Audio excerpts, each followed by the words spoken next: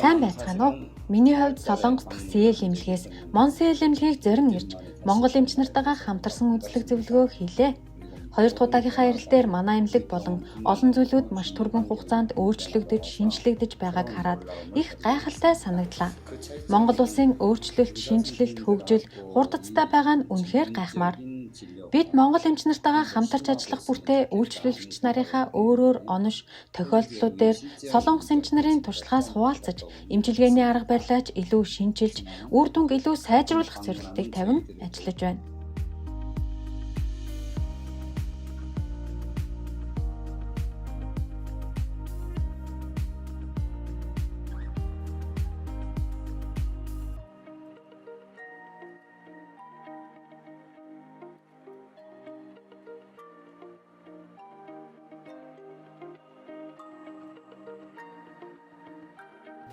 Үйлчлүүлэгч нартаа захиж хэлэхэд эмчилгээний үр дүнг сайжруулахын тулд хувь хүн өөрөө чадах чинээгээрээ хичээж зүтгэх хэрэгтэй гэдгийг тодотгож хэлмээр байна.